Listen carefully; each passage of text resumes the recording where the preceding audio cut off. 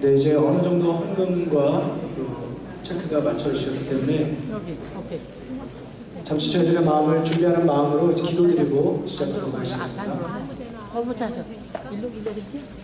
하늘에 계신 아버지 하나님, 이 시간 오직 성령 하나님의 지혜를 구합니다.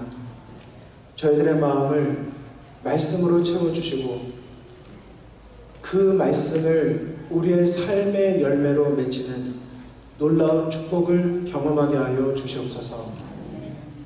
오래전에 있었던 이야기가 아니라 오늘을 살아가는 우리에게 필요한 말씀으로 주셨사오니 분명히 그 교훈을 깨달아 알게 하여 주시고 우리 속에 있는 편견과 선입견과 잘못된 모든 생각들을 버리게 해주시고 오직 하나님의 진리만이 저희들의 생각을 주관하게 하여 주시옵소서.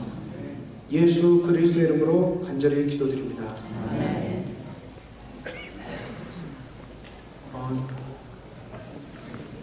성경 속에 답이 있습니다. 아멘이십니까? 지금 제가 교과책을 가지고 공부를 하지 아니하고 이 시간에는 교과책 자체가 성경책 그대로 순서대로 지금 되어 있습니다. 그래서 오늘은 성도님들과 함께 조금 특별하게 성경책을 같이 펴보시면서 교과 공부를 하도록 하시겠습니다. 괜찮으시겠습니까? 그래서 성경책을 좀 펴주십시오. 교과책에 있는 내용을 할 것입니다. 그러나 성경책을 같이 보시면서 하는 것이 오늘은 가장 핵심적인 내용을 공부하는 데 도움이 된다고 생각이 들어서 이렇게 하는 것을 이해해 주시면 감사하겠습니다. 먼저 오늘의 주제 성경절 사도행전 15장 11절을 펴주시기 바랍니다. 사도행전 15장 11절입니다.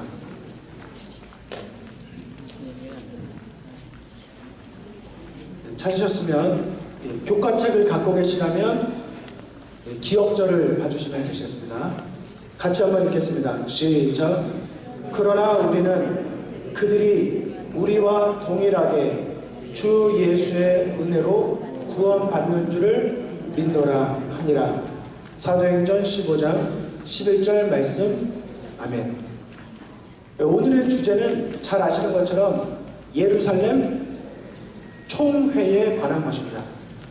여러분, 예루살렘 총회는 왜 있게 되었을까요?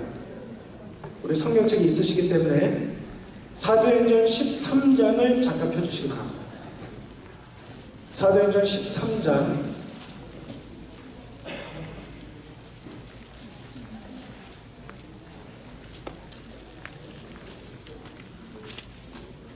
2절입니다. 주를 섬겨 금식할 때에 성령이 가라사대 내가 불러 시키는 일을 위하여 바나바와 사울을 따로 세우라 하시니 이에 금식하며 기도하고 두 사람에게 안수하여 보내니라. 4절입니다. 두 사람이, 여기서 말하는 두 사람은 누구입니까? 바나바와 사울입니다. 두 사람이 성령의 보내심을 받아 실루기아에 내려가 거기서 배를 타고 구브로에 가서 그랬습니다. 자, 지금 말씀드린, 지금 읽은 사도행전 13장 2절, 3절, 4절이 사도 바울이 떠난 첫 번째 선교 여행입니다. 첫 번째 선교 여행은 2년에 걸쳐서 있게 되었습니다. 그런데 선교 여행을 다 돌고 2년 만에 돌아와서 그들이 안디옥 교회로 돌아오게 되었는데 그 내용이 14장 25절부터 있습니다. 한번 펴보실까요? 사도행전 14장 26절부터 보시겠습니다. 제가 읽겠습니다. 거기서 배 타고 안디옥에 이르니 이곳은 두 사도의 이룬 그 일을 위하여 전에 하나님의 은혜에 부탁하던 곳이라. 사도행전 14장 27절입니다. 이르러 교회를 모아 하나님이 함께 행하신 모든 일과 이방인들에게 믿음의 문을 여신 것을 구하고 제자들과 함께 오래 있으니라. 아멘. 여러분, 지금 보신 사도행전 14장 27절 28절의 말씀은 2년 동안 선교 여행을 다 돌고 돌아와서 이제 다시 안디옥에서 출발해서 2년 동안 선교 여행을 마치고 안디옥으로 돌아온 것입니다. 돌아왔으니까 이제 무엇을 할 차례일까요? 보고를 해야 되죠. 선교 보고를. 그런데 교과책을 공부하신 분들은 아시겠지만 선교 보고를 할 때 우리가 정말 배워야 될 것은 그들은 우리가 무엇을 했다는 것을 보고하지 않았습니다. 무엇을 보고하였습니까? 하나님께서 우리를 통해 무엇을 이루셨는지를 보고하였습니다. 굉장히 중요하죠.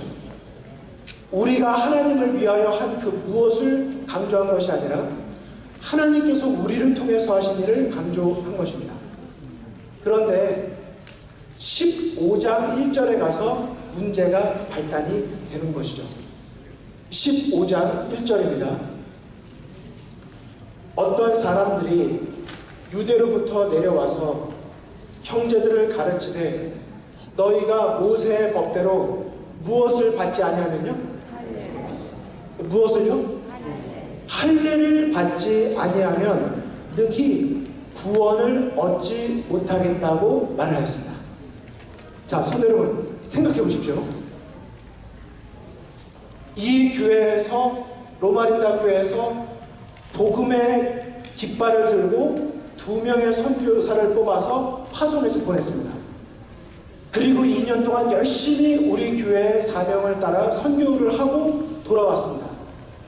그런데 돌아왔는데 여기 계신 그 성도님들께서 무엇이라고 말씀하시는 겁니까? 이 로마린다 지역에 살지 않은 다른 곳에 계신 분들도 복음을 들고 우리와 같은 믿음을 갖겠다고 막 기뻐하고 있는데 그 기쁜 소식을 들은 분 중에 어떤 분들이 뭐라고 말씀하시는 거예요? 잠깐만.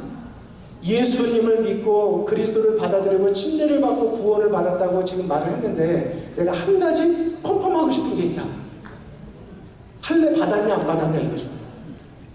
그래서 복음을 가지고 영혼 구원을 하고 돌아온 이들이 무엇이라고 말했습니까? 할례는 우리가 받지 않았고 가르치지 않았고 할례를 우리가 그들에게 꼭 하라고 하지 않았다. 그랬더니 무엇이라고요? 어떻게 할례를 받지 아니하고 구원에 이를 수 있겠는가? 라고 문제를 제기한 것입니다.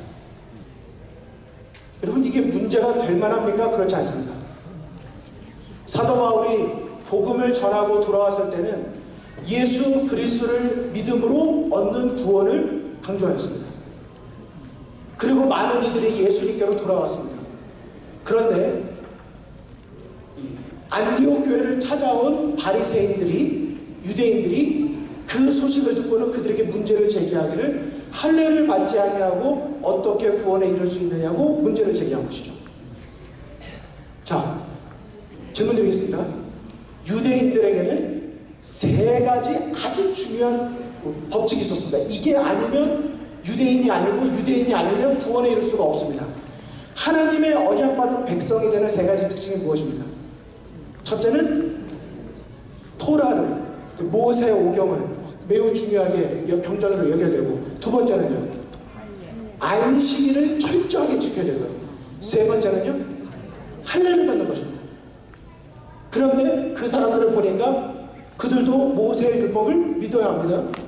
믿어요. 따릅니다. 그들이 안식일을 지킵니까? 안 지킵니까? 지킵니다. 근데 뭐가 달라요? 할례를 안 받은 거죠.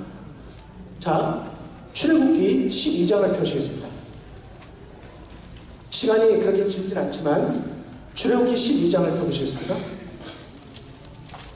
오늘 이 구절은 매우 중요하기 때문에 저희가 잠시 시간을 들여서 보시겠습니다.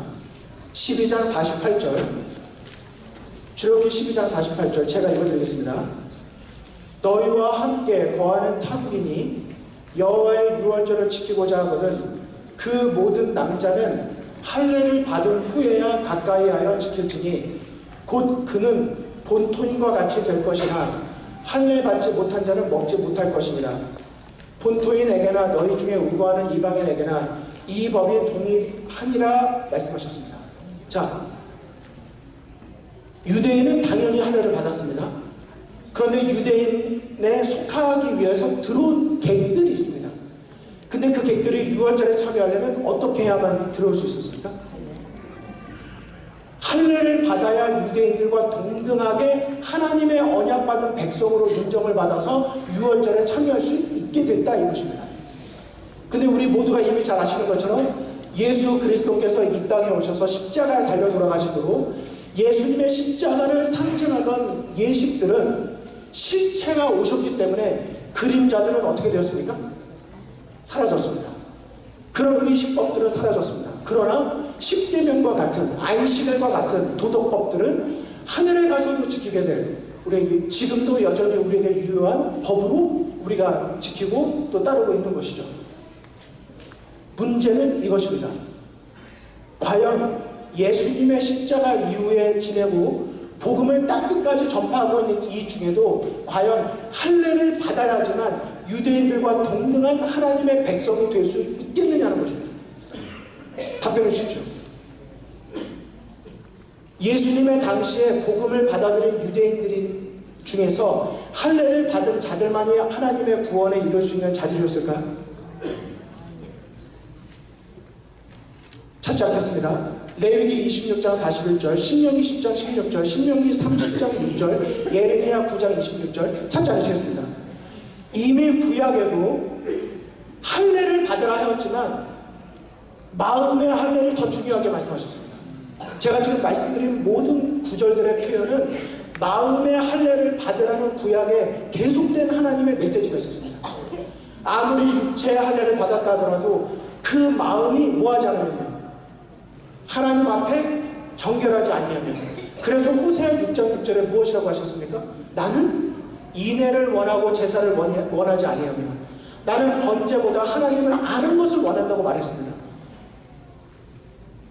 저희가 구약 당시나 신약 당시나 이 시대나 정말 경계하고 조심해야 될 4가지 거짓 신앙이 있습니다. 첫째, 기복신앙입니다. 기복신앙이 무엇입니까? 복 주면 마치 이런 거죠. 11조 내면 복 주신다고 그랬죠? 이런 개념에서 자판기가 있어가지고 돈을 내면 자판기에서 원하는 게 나오는 것처럼 11조를 탁탁탁 드리면 원하는 이 땅에서의 복이 나와야만 한다. 그래서 나는 이 땅에서의 현세적 축복을 누리기 위해서 하나님의 말씀에 따라 11조를 드립니다. 이러면 본질과 수단이 바뀐 것입니다. 맞습니까? 하나님은 복을 주시기 원하셨던 거지 이 땅에서의 복을 주시기 위함이 아니었던 것입니다. 기복신앙. 두 번째, 공로주의. 이건 아주 위험한 것입니다. 공로주의는 무엇입니까? 내가 하나님을 위하여 이만큼 했으니까 하나님 이 정도의 합당한 대가를 주십시오. 내가 무엇을 하였기 때문에 그에 합당한 대가를 바라는 신앙이 공로주의 신앙입니다. 잘못됐죠. 세 번째, 율법주의입니다. 율법주의는 무엇입니까?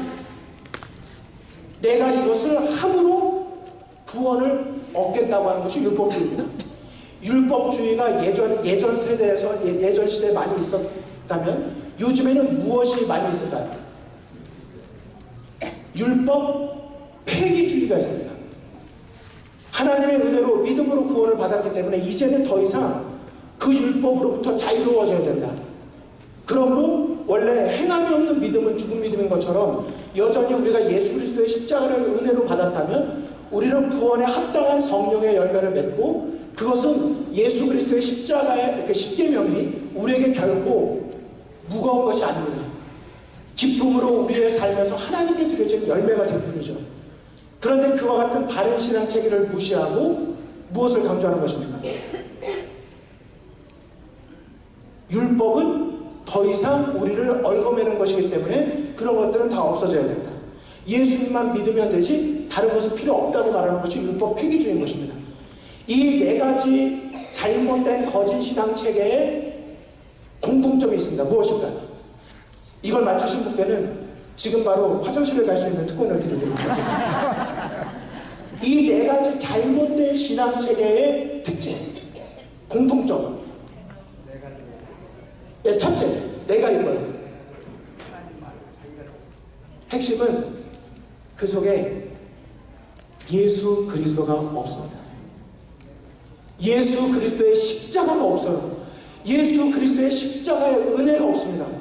그분의 용서에 감격이 없고 그분의 은혜에 합당하게 내가 무엇인가 반응하고자 하는 갈망이 없습니다. 우리도 마찬가지입니다. 여전히 우리가 신앙에서 많은 것들을 할 수 있습니다. 봉사를 하고요, 새벽부터 와서 주차 안내를 할 수도 있고 많은 것을 할 수 있지만 그 속에 우리 마음속에 예수 그리스도의 십자가의 사랑과 은혜에 감격이 빠져 있다면 그것이 무엇일까요? 어제 말씀드린 것처럼 아무 소용이 없는 것이 될 수 있을 뿐만 아니라 그런 그리스도는 누구보다도 불쌍한 그리스도가 되는 것입니다. 오히려 그 시간에 정말 세상에 나와서 원하는 것을 했으면 더 좋았을 것이며 그렇지 않습니까? 로마서 2장 25절을 같이 펴보시겠습니다. 로마서 2장 25절입니다. 로마서 2장 25절 제가 읽겠습니다. 내가 율법을 행한즉 할례가 유익하나 만일 율법을 범한즉 내 할례가 무할례가 되었느니라. 이 말씀이 무엇입니까? 할례를 받았다 하더라도 육체 할례를 받았어도 하나님의 율법, 하나님을 사랑하고 이웃을 사랑하는 그 율법을 범했다면 우리가 육체 할례를 받은 것도 무할례자가 된다 이 것입니다. 소용이 없다 이 말입니다. 26절 그런즉 무할례자가 율법의 제도를 지키면 그 무할례를 할례와 같이 여길 것이 아니냐. 또한 본래 무할례자가 율법을 온전히 지키면 의문과 할례를 가지고 율법을 범하는 너를 판단치 아니하게 되냐. 헷갈리시죠? 28절을 보시면 분명해집니다. 28절 대저 표면적 유대인이 아니요 표면적 육신의 할례가 아니라 오직 이면적 유대인이 유대인이며 할례는 어디에 할지니 마음에 할지니 신령에 있고 의문에 있지 않다고 말한 것입니다. 이것이 예루살렘 총회에서 이제 복음을 가지고 문제가 없다고 각 곳으로 보내서 각 교회마다 보내서 교회를 안정시킨 할례에 대한 신약의 입장입니다. 그리고 오늘도 우리가 따르고 있는 복음의 기준이 되는 것입니다. 사실 오늘 교과와 더불어서 반드시 읽으셔야 되는 두 챕터가 있습니다. 첫째, 로마서 4장을 안 읽으시고서는 오늘의 교과를 나는 제대로 이해하지 못했다고 생각하셔야 합니다. 로마서 몇 장이라고요? 4장. 또 하나 찍겠습니다. 갈라디아서 2장을 읽지 않고는 예루살렘 총회에서 어떤 결론이 내려졌는지를 이해할 수 없습니다. 정확합니다. 그러나 로마서 4장과 갈라디아서 2장을 읽고 묵상하신다면 우리는 오늘 예루살렘 총회에서 베드로가 선포하고 사도 바울이 전한 복음의 핵심을 붙잡게 되는 것입니다. 사실 오늘 시간이 조금 여유가 있으면 저는 다른 것보다도 로마서 4장과 갈라디아서 2장을 오늘 이 자리에서 그냥 한번 읽는 것이 복잡하게 이것저것 다 공부하는 것보다 더 낫다고 솔직히 생각을 했습니다. 그런데 지금 시간이 없기 때문에 이렇게 부탁을 드립니다. 갈라디아서 몇 장이요?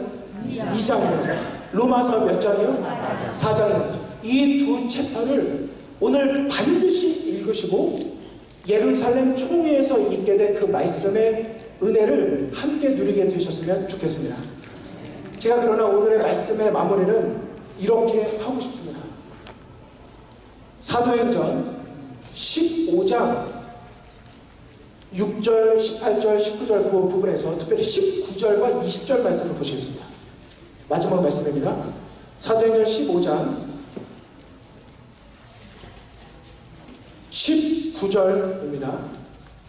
그러므로 내 의견에는 이방인 중에서 하나님께로 돌아오는 자들을 괴롭게 말고 20절 다만 우상의 더러운 것과 음행과 목매어 죽인 것과 피를 멀리하라고 편지하는 것이 가하니. 여러분 잘 아시는 것처럼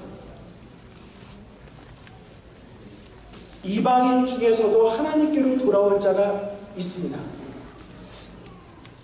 사실 그랬기 때문에 여러분과 제가 오늘 이 자리에 있는 것입니다. 아멘이십니까? 그런데 우리도 그 당시에 유대인이 될 수가 있습니다. 나는 이제 복음을 깨닫고 마침 하나님의 참된 진리를 발견해서 우리가 오늘 이 복음 안에 들어왔습니다. 예수님의 은혜 안에 들어왔어요.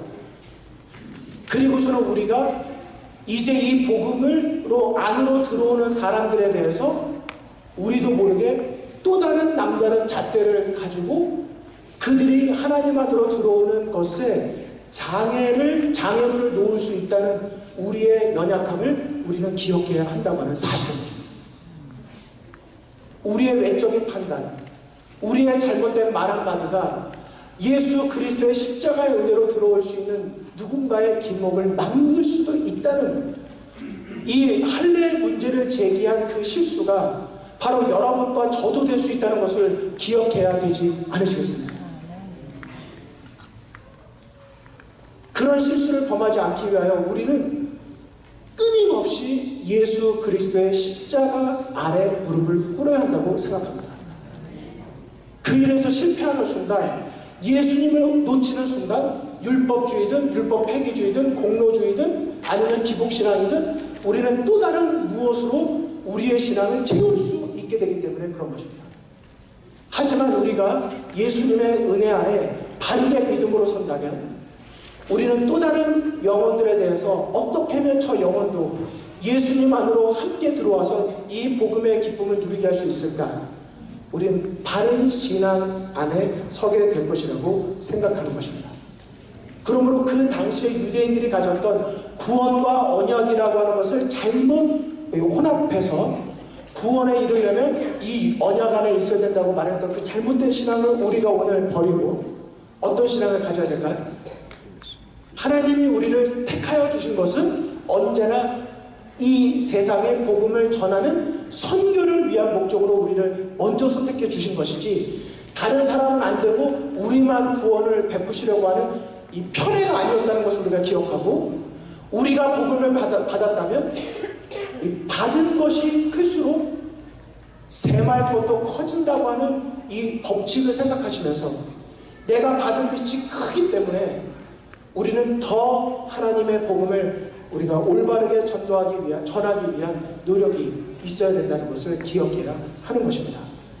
감사한 것은 그 당시에 각 교회마다 분란 속에서도 문제가 있을 때 왜 우리가 거기에 권위를 받아야 되느냐, 우리가 알아서 우리가 해결하면 되지 라고 생각하지 않고 그 당시 초대교회는 각자의 교회가 아니라 하나의 교회를 가지고 있었기 때문에 문제가 있을 때 대표자를 보내서 총회를 통해서 결론이 내려지면 그것을 가지고 대표자를 파견해서 지도하였을 때 각 곳에서도 그것을 어떻게 받았습니까?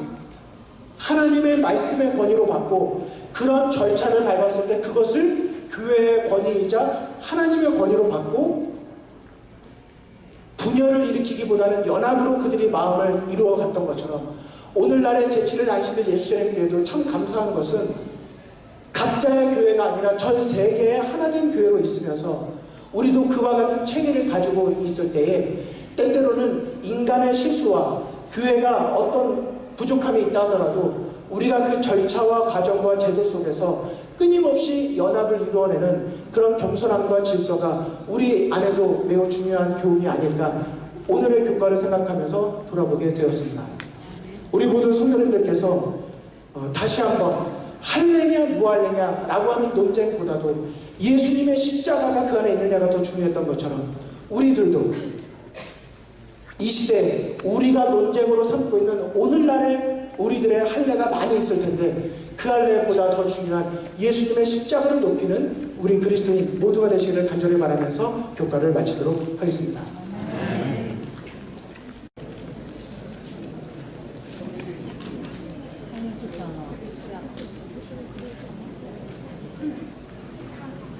네, 이제 어느 정도 헌금과 또 체크가 맞춰주셨기 때문에 여기, 오케이. 잠시 저희들의 마음을 준비하는 마음으로 기도드리고 시작하도록 하시겠습니다. 거부 타셔. 일로 이렇게. 하늘에 계신 아버지 하나님, 이 시간 오직 성령 하나님의 지혜를 구합니다.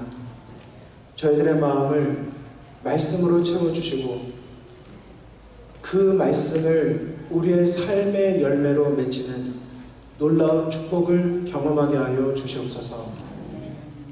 오래전에 있었던 이야기가 아니라 오늘을 살아가는 우리에게 필요한 말씀으로 주셨사오니 분명히 그 교훈을 깨달아 알게 하여 주시고 우리 속에 있는 편견과 선입견과 잘못된 모든 생각들을 버리게 해주시고 오직 하나님의 진리만이 저희들의 생각을 주관하게 하여 주시옵소서. 예수 그리스도의 이름으로 간절히 기도드립니다.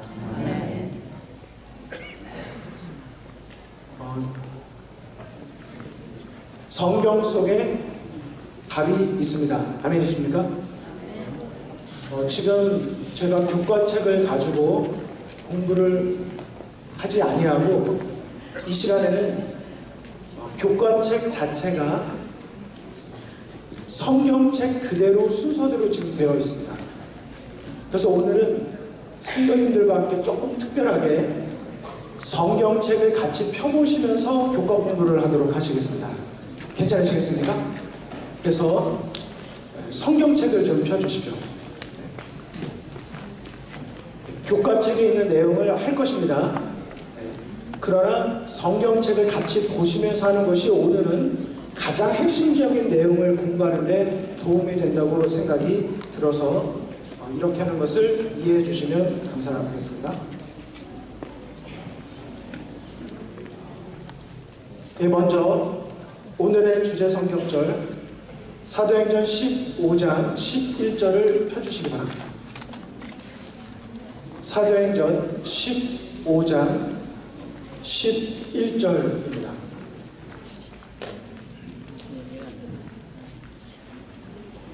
찾으셨으면 교과책을 갖고 계시다면 기억절을 봐주시면 되시겠습니다. 같이 한번 읽겠습니다. 시작. 그러나 우리는 그들이 우리와 동일하게 주 예수의 은혜로 구원받는 줄을 믿노라 하니라. 사도행전 15장 11절 말씀. 아멘. 오늘의 주제는 잘 아시는 것처럼 예루살렘 총회에 관한 것입니다. 여러분, 예루살렘 총회는 왜 있게 되었을까요? 우리 성경책이 있으시기 때문에 사도행전 13장을 잠깐 펴주시기 바랍니다. 사도행전 13장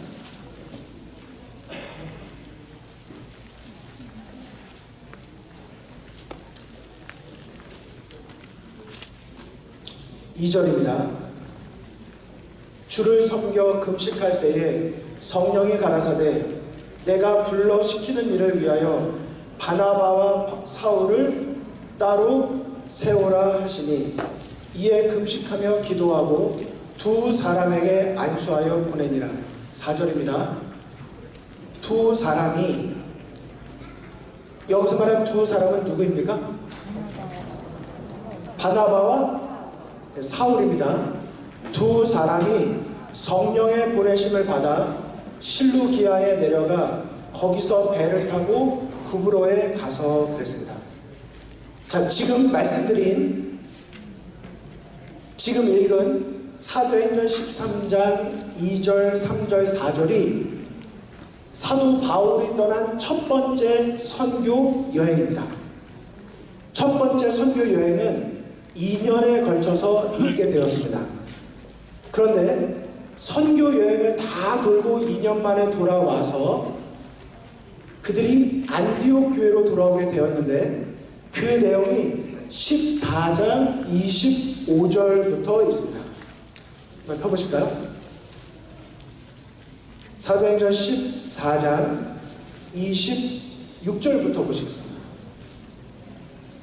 제가 읽겠습니다.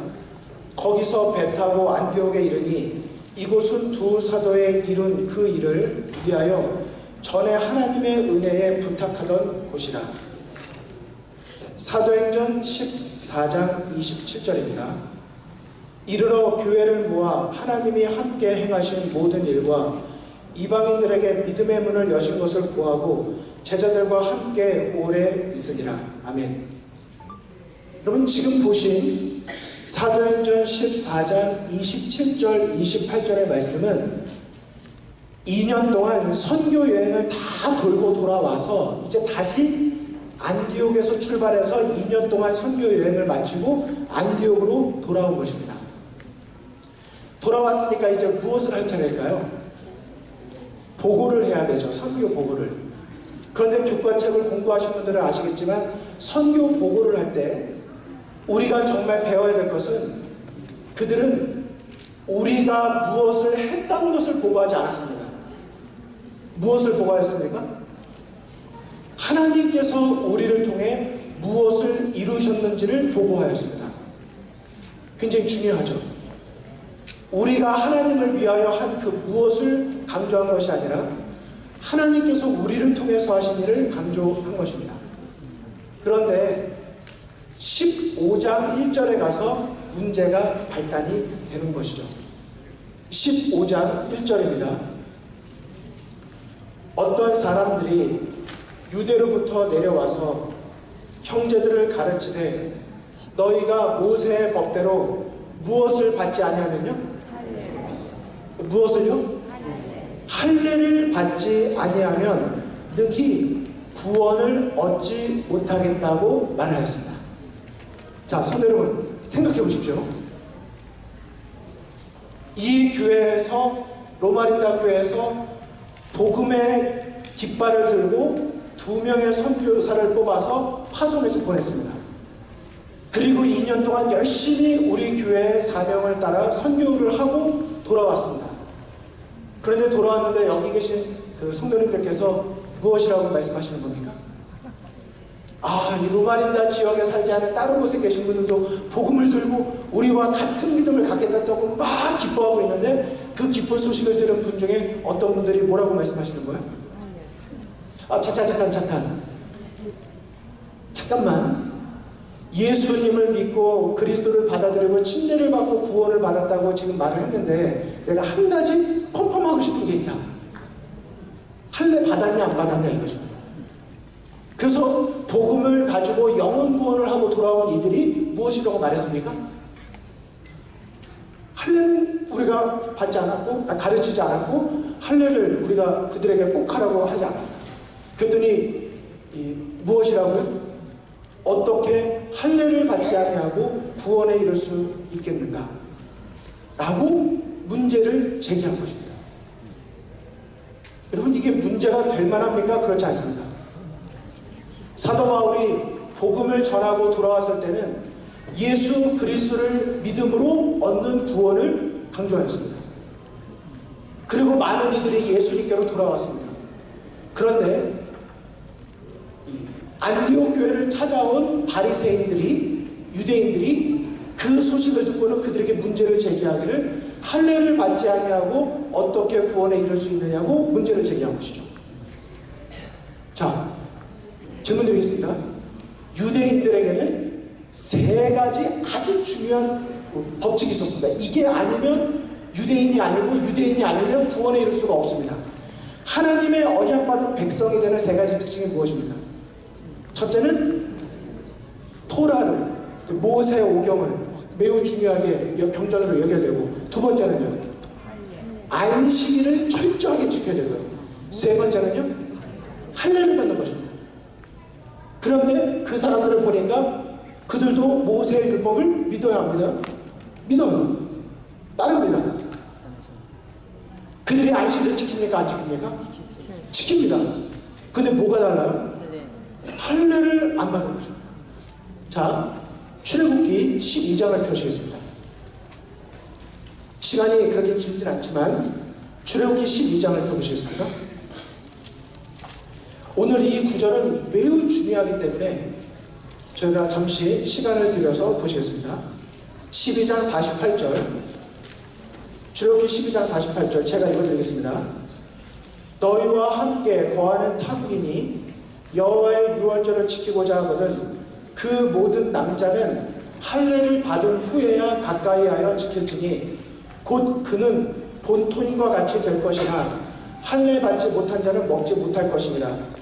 본토인에게나 너희 중에 우거하는 이방인에게나 이 법이 동일하니라 말씀하셨습니다. 자, 유대인은 당연히 할례를 받았습니다.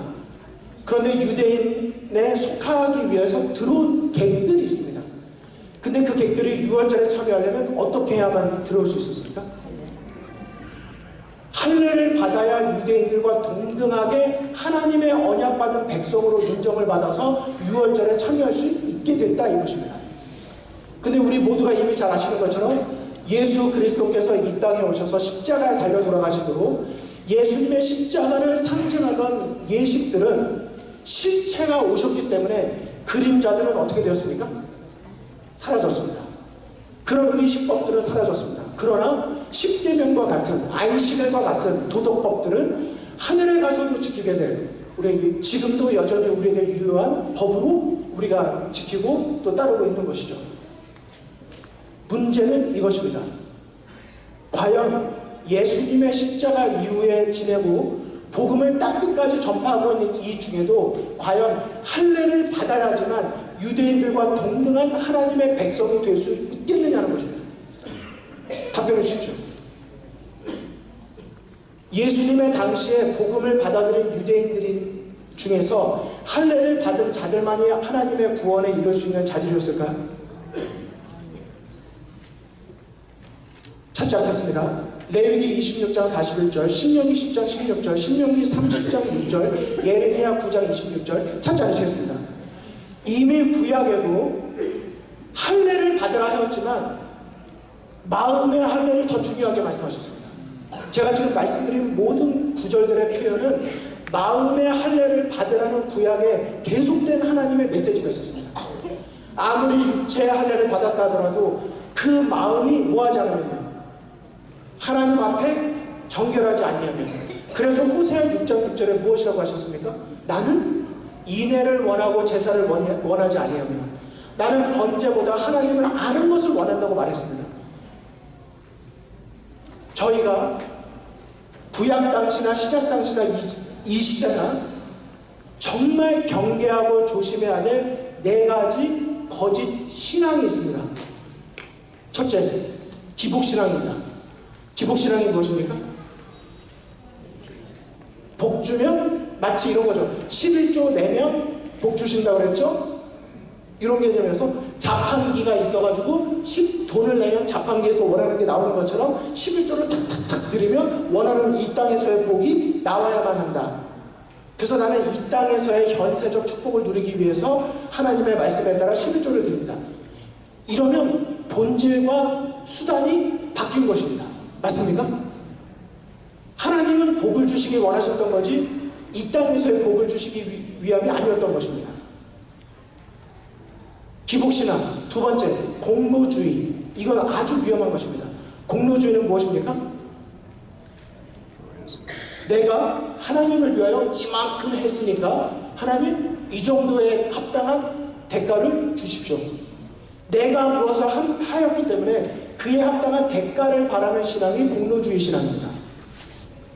잘못됐죠. 세 번째, 율법주의입니다. 율법주의는 무엇입니까?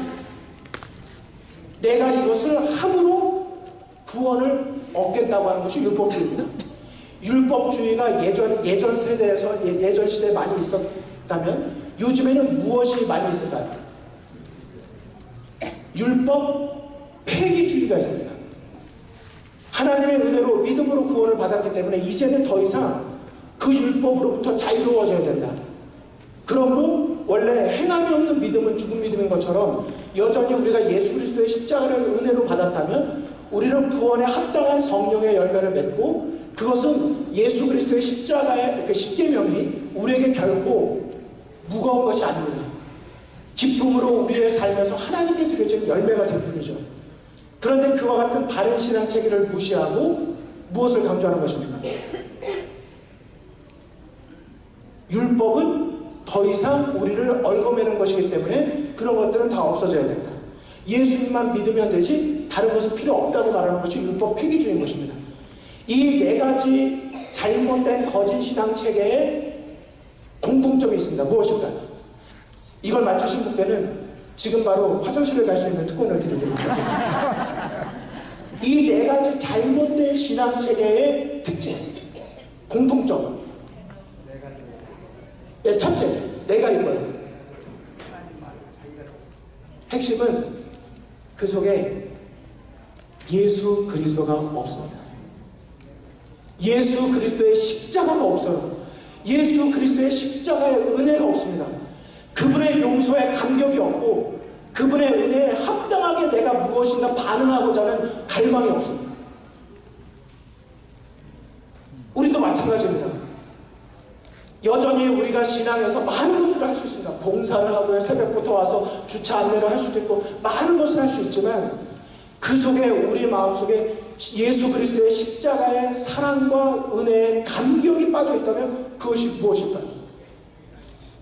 어제 말씀드린 것처럼 아무 소용이 없는 것이 될 수 있을 뿐만 아니라 그런 그리스도는 누구보다도 불쌍한 그리스도가 되는 것입니다. 오히려 그 시간에 정말 세상에 나와서 원하는 것을 했으면 더 좋았을 것이며,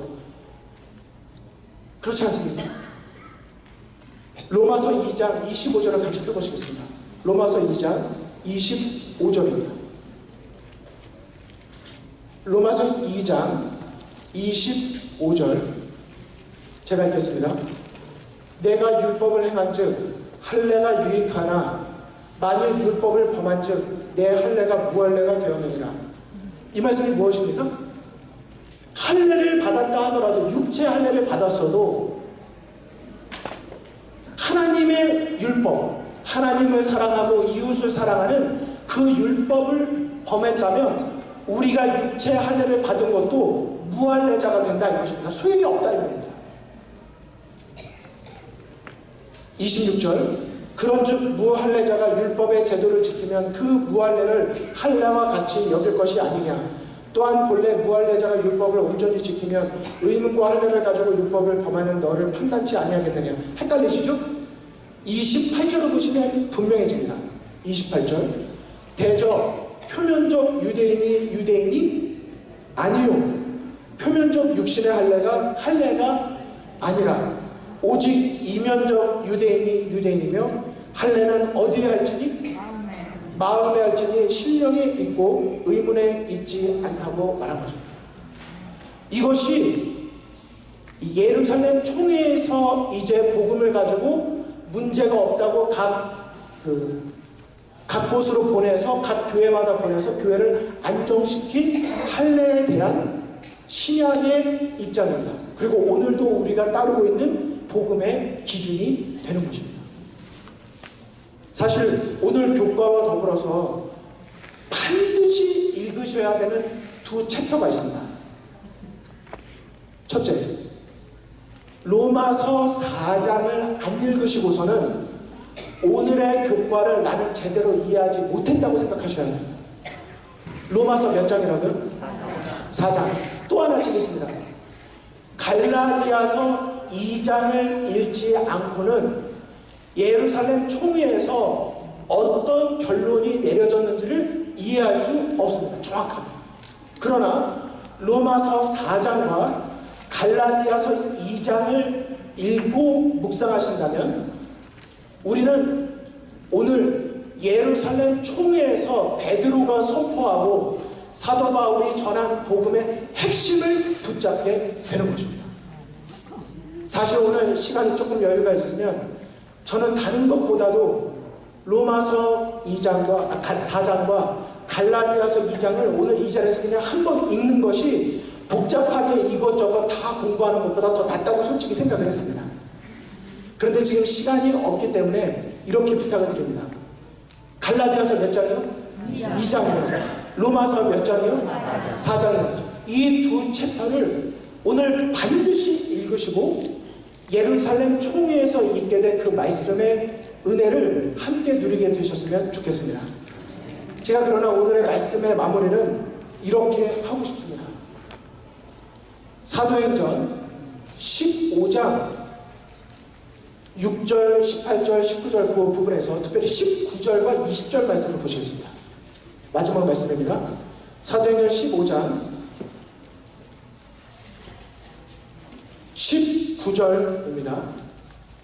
그러므로 내 의견에는 이방인 중에서 하나님께로 돌아오는 자들을 괴롭게 말고 20절 다만 우상의 더러운 것과 음행과 목매어 죽인 것과 피를 멀리하라고 편지하는 것이 가하니. 여러분 잘 아시는 것처럼 이방인 중에서도 하나님께로 돌아올 자가 있습니다. 사실 그랬기 때문에 여러분과 제가 오늘 이 자리에 있는 것입니다. 아멘이십니까?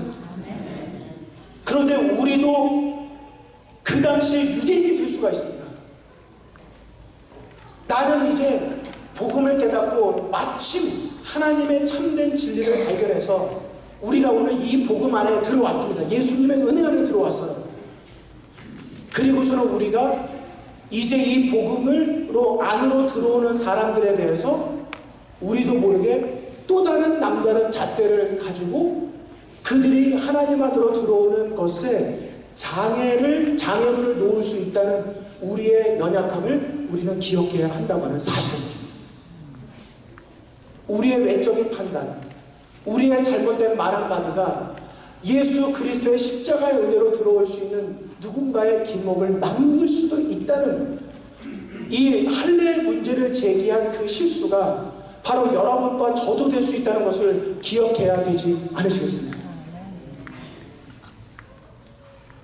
그런 실수를 범하지 않기 위하여 우리는 끊임없이 예수 그리스도의 십자가 아래 무릎을 꿇어야 한다고 생각합니다. 그 일에서 실패하는 순간, 예수님을 놓치는 순간, 율법주의든 율법 폐기주의든 공로주의든 아니면 기복신앙이든 우리는 또 다른 무엇으로 우리의 신앙을 채울 수 있게 되기 때문에 그런 것입니다. 하지만 우리가 예수님의 은혜 아래 바르게 믿음으로 선다면 우리는 또 다른 영혼들에 대해서 어떻게 하면 저 영혼도 예수님 안으로 함께 들어와서 이 복음의 기쁨을 누리게 할 수 있을까? 우리는 바른 신앙 안에 서게 될 것이라고 생각하는 것입니다. 그러므로 그 당시에 유대인들이 가졌던 구원과 언약이라고 하는 것을 잘못 혼합해서 구원에 이르려면 이 언약 안에 있어야 된다고 말했던 그 잘못된 신앙을 우리가 오늘 버리고 어떤 신앙을 가져야 될까요? 하나님이 우리를 택하여 주신 것은 언제나 이 세상에 복음을 전하는 선교를 위한 목적으로 우리를 먼저 선택해 주신 것이지 다른 사람은 안 되고 우리만 구원을 베푸시려고 하는 이 편애가 아니었다는 것을 우리가 기억하고 우리가 복음을 받았다면 이 받은 것이 클수록 샘할 것도 커진다고 하는 이 법칙을 생각하시면서 내가 받은 빛이 크기 때문에 우리는 더 하나님의 복음을 우리가 올바르게 전하기 위한 노력이 있어야 된다는 것을 기억해야 하는 것입니다. 감사한 것은 그 당시에 각 교회마다 분란 속에서도 문제가 있을 때 왜 우리가 거기에 권위를 받아야 되느냐, 우리가 알아서 우리가 해결하면 되지 라고 생각하지 않고 그 당시 초대교회는 각자의 교회가 아니라 하나의 교회를 가지고 있었기 때문에 문제가 있을 때 대표자를 보내서 총회를 통해서 결론이 내려지면 그것을 가지고 대표자를 파견해서 지도하였을 때 각 곳에서도 그것을 어떻게 받았습니까? 하나님의 말씀의 권위로 받고 그런 절차를 밟았을 때 그것을 교회의 권위이자 하나님의 권위로 받고 분열을 일으키기보다는 연합으로 그들이 마음을 이루어갔던 것처럼 오늘날의 제7일 안식일 예수님 교회도 참 감사한 것은 각자의 교회가 아니라 전 세계의 하나된 교회로 있으면서 우리도 그와 같은 체계를 가지고 있을 때에 때때로는 인간의 실수와 교회가 어떤 부족함이 있다 하더라도 우리가 그 절차와 과정과 제도 속에서 끊임없이 연합을 이루어내는 그런 겸손함과 질서가 우리 안에도 매우 중요한 교훈이 아닐까 오늘의 교과를 생각하면서 돌아보게 되었습니다. 우리 모든 성도님들께서 다시 한번 할래냐 무할래냐라고 하는 논쟁보다도 예수님의 십자가가 그 안에 있느냐가 더 중요했던 것처럼 우리들도 이 시대에 우리가 논쟁으로 삼고 있는 오늘날의 우리들의 할례가 많이 있을 텐데 그 할례보다 더 중요한 예수님의 십자가를 높이는 우리 그리스도인 모두가 되시기를 간절히 바라면서 교과를 마치도록 하겠습니다.